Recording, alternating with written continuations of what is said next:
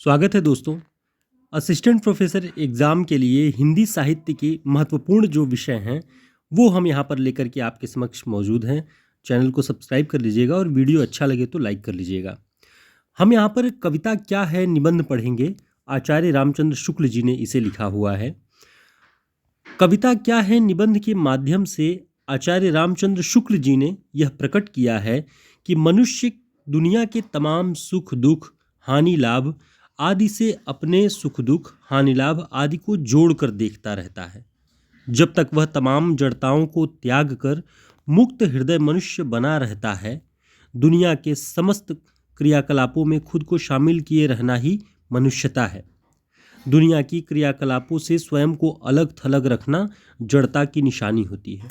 आचार्य रामचंद्र शुक्ल जी कहते हैं कि मनुष्य की यह प्रवृत्ति होती है कि वह दुनिया में जो भी सुख दुख हानि लाभ जो कुछ भी व्याप्त है उनसे स्वयं को जोड़ करके बनाए रखता है, उसी में उसकी मनुष्यता बरकरार रहती है।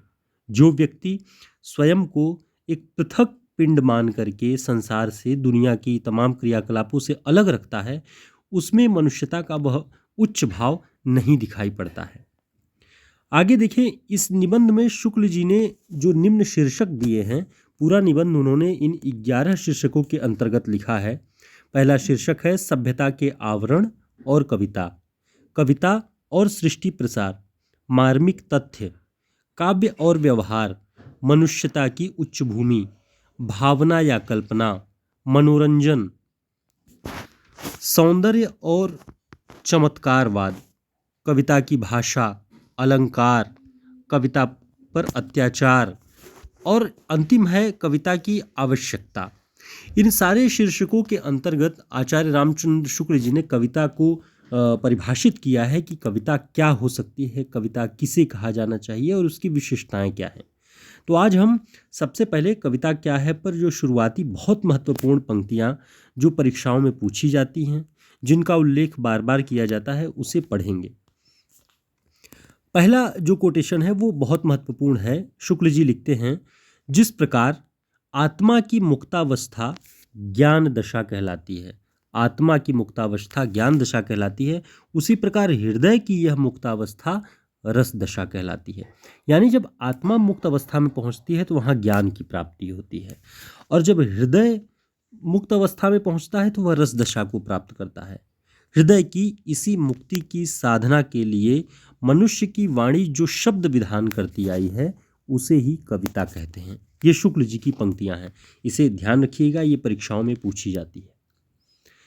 अगला जो कोटेशन है शुक्ल जी द्वारा लिखा हुआ, कविता ही मनुष्य के हृदय को स्वार्थ के संकुचित मंडल से ऊपर उठाकर लोक सामान्य की भावभूमि पर ले जाती है। इसका तात्पर्य यह है कि मनुष्य का हृदय अपने तमाम स्वार्थ संबंधों में बंधा होता है, उनसे घिरा होता है, और ये जो बंधन है वो संकुचित मंडल होते हैं, बहुत ही सीमित होते हैं। और कविता क्या करती है कि इन्हीं बंधनों को तोड़कर लोक की सामान्य भावभूमि पर मनुष्य को पहुंचाती है। तो कविता एक तरह से मनुष्यता को उच्चता प्रदान करती है, उच्च भूमि प्रदान करती है।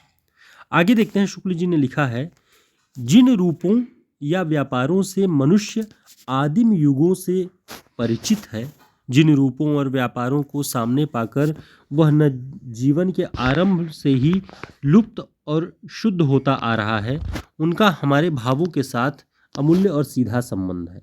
अतः काव्य प्रयोजन के लिए हम उन्हें मूल रूप या मूल व्यापार कह सकते हैं। इसका तात्पर्य है कि मनुष्य की जो आदिम वृत्तियां होती हैं, किसी के प्रति परोपकार की भावना, दया की भावना, क्षमा की भावना, ये सारी चीज़ें आदिम युगों से मनुष्य इनसे परिचित है, और यही उनका जो है वो मूल व्यापार कहा जा सकता है। शुक्ल जी लिखते हैं कि मनुष्य के मूल भाव यही जो हर्ष, शोक, विषाद, परोपकार, दया, क्षमा, ये मूल भाव हैं, में वंशानुगत वासना की दीर्घ परंपरा के प्रभाव से ये लंबे समय से मनुष्य के भीतर प्रवाहित रहते हैं, और इन्हीं के प्रभाव से भावों के उद्बोधन की गहरी शक्ति संचित है। इन भावों से मनुष्य हमेशा से परिचित रहा है, और इनके बारे में उसकी गहन शक्ति संचित है, वो बहुत अच्छे से इनके बारे में जानता है। अतः इनके द्वारा जैसा रस परिपाक संभव है, रस परिपाक माने रस की परिपक्वता, पका हुआ जो एक अनुभव है रस का, रस परिपाक जैसा इनसे संभव है वैसा कल कारखानों, गोदाम, इंजन, हवाई जहाज ऐसी वस्तुओं या फिर अनाथालयों के लिए चेक काटना, जाली दस्तावेज बनाना, इंजन में कोयला झोंकना आदि से संभव नहीं हो पाता है। ये जो नीचे बताए हुए हैं शुक्ल जी ने कुछ उदाहरण, ये कृत्रिम हैं। मानव ने अपने सभ्यतागत विकास से जो अर्जित किया है ये वो है, और ऊपर जिन मूल भावों की बात वे करते हैं वे मनुष्य की आदिम प्रवृत्तियां हैं जिन्हें वो अपनी पीढ़ियों से सीखता हुआ आया है। दोनों में काफ़ी अंतर होता है। तो जो कृत्रिम भाव हैं उनसे वह शक्ति नहीं मिलती है मनुष्यता को जो उनके आदिम प्रवृत्तियों से मिलती है। आगे हम इस कविता को कई खंडों में पढ़ेंगे, और जो भी शीर्षक शुक्ल जी ने दिया हुआ है, जैसे पहला शीर्षक ही है सभ्यता के आवरण और कविता। अब इसके अंतर्गत शुक्ल जी क्या कहते हैं, कविता को किस तरह से परिभाषित करते हैं, बहुत ही रोचक है और उसे हम पढ़ेंगे। बने रहिए, अगले वीडियो में हम इसके बारे में बात करेंगे। तब तक के लिए बहुत धन्यवाद।